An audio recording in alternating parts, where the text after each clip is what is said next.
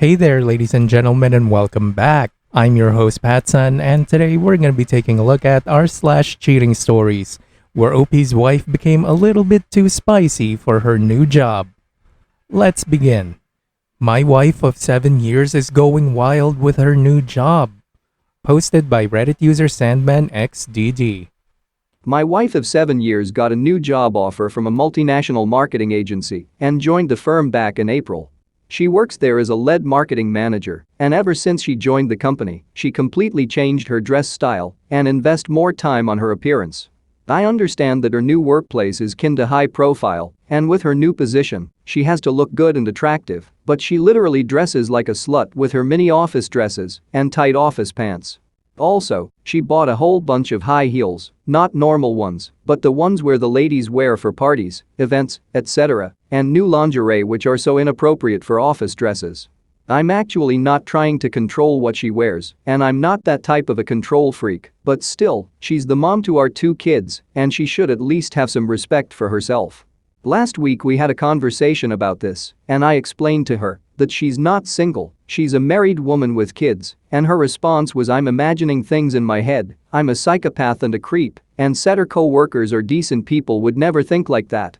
And if you guys think I'm overreacting, it's not only me."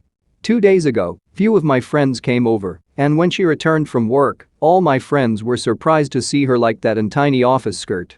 She sat in front of us on a sofa, and everyone saw her panties. Yes, it was that short and so embarrassing for me in front of my friends. They even made fun of me in our group chat. And one other thing I'm highly concerned is that she goes to pubs and clubs after work with her co-workers and drink and come home pretty late. This happens sometimes like twice a week. When I brought up this, her answer was it's just their office culture and it's necessary for their team bonding. I know that sounds so dumb, and I don't believe her. I get really pissed off when she hangs around our kids after with her alcoholic smell all over. So based on what I said, do you guys think I'm overreacting? So far, I didn't find anything that says she's cheating, but I'm so concerned about her behavior. Can you justify that kind of a behavior from a married woman with 2 kids at home in a committed relationship? I feel like, if she goes this way, our marriage won't last another year. Thanks, and would love to hear your thoughts on this. OP, drastic change in behavior or appearance is one of the blaring red flags of infidelity. It's kinda sad to hear this, but I've been in a couple of bad relationships in my life, and I know when a woman or a man does something the same for many years, and then they completely change their appearance in such a short amount of time. Trust me, my dude, she's not doing it for you. Prepare for a fallout. Protect your assets and your kids. Don't fall for any more of her gaslighting. If you can, hire a private investigator. Those motherfuckers are really good at finding proof for cheaters' bullshit. Also, start consulting some lawyers as early as now. You can never be too safe. Good luck, OP. Now, for today's second story.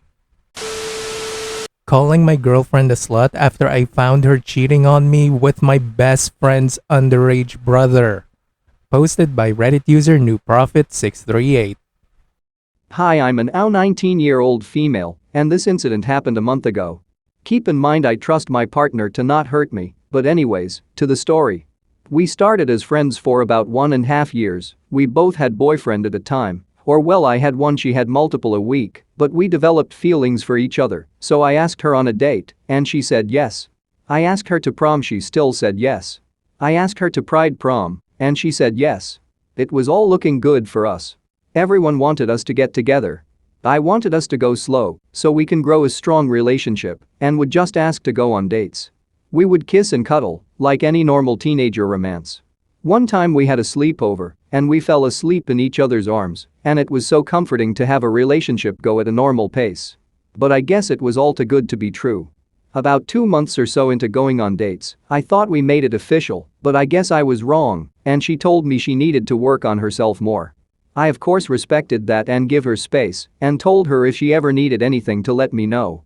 Also, side note, I was in the process of moving and we had planned to move in together, just to keep rent down.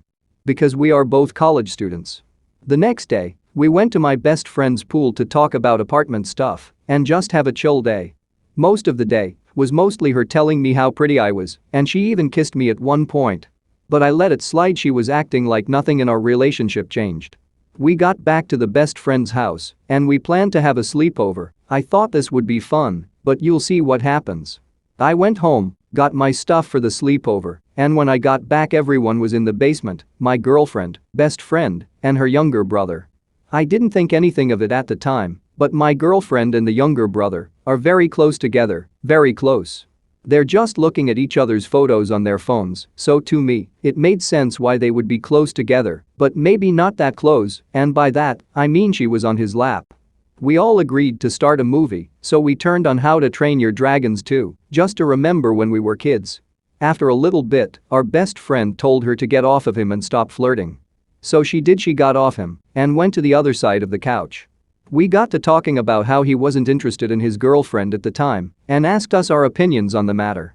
I told him it's up to him to end the relationship, but only if he wants to. The best friend/sister told him the same, but my girlfriend insisted on breaking up with her over text right then and there. Mind you, this was 2 a.m. at this point, and his girlfriend wouldn't get the text until the next morning. He sends the text, and we get to talking about how we all have never cheated in our life and plan to never cheat. It's funny looking back on that now. But anyways, fast forward 20 minutes and the best friend fell asleep. And I'm looking like I'm asleep, but I'm not.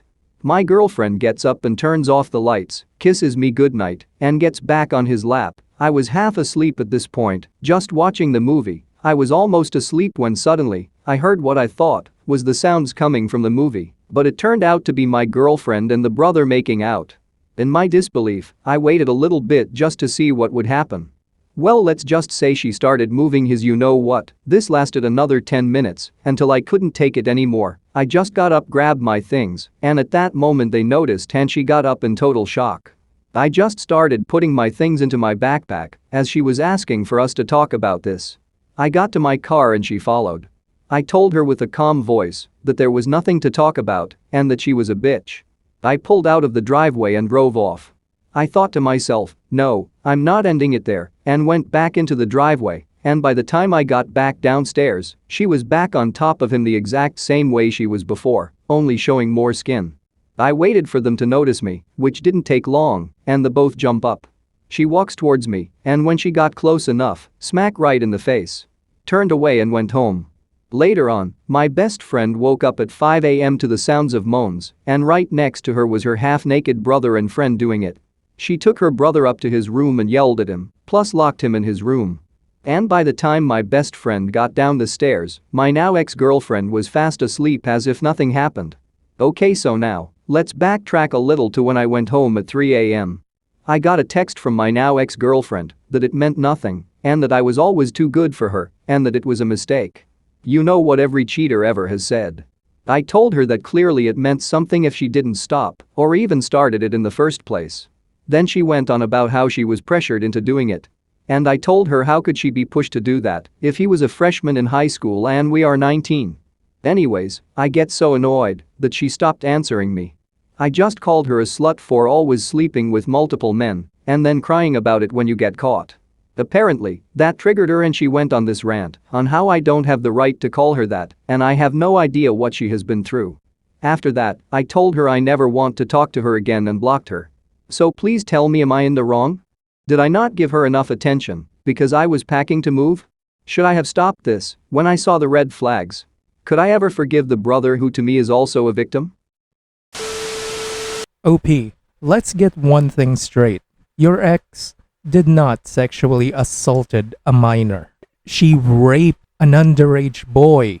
That's right, rape. I don't understand when the gender roles are reversed of the norm, i.e. older man and a younger woman. The use of the word rape is almost non-existent. He does not meet the age of consent. Yeah, you know what that's called? Statutory rape. She should be in fucking prison.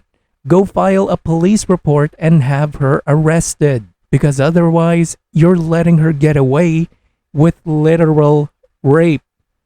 I remember reading this older post here on Reddit. The guy was like 16 at the time, if I remember correctly. He got drugged by an older woman like twice his age, raped him, and then she got pregnant with his baby. Do you know what happened afterwards? He tried to file a police report, but basically, they just laughed at him. Even when he contacted a lawyer, same story. They just ignored him. And do you know the worst part? He got hooked for child support. That's one fucked up double standard. The act of rape itself is already so fucked up, and I truly wish no one will experience that, man or woman. But the sad reality is, when it comes to these types of cases, men are not at all protected by the law. That when a woman rapes a man, he doesn't deserve to see justice. Worst case scenario, he will have to pay his rapist for 18 years if she gets pregnant. And that truly, just truly makes me sad. Stay safe, gentlemen. Thanks for listening, everyone. If you even somewhat enjoyed today's story, make sure to give this video a thumbs up. And if you really like it, make sure to subscribe to PattSun to never miss a future upload. Stay strong.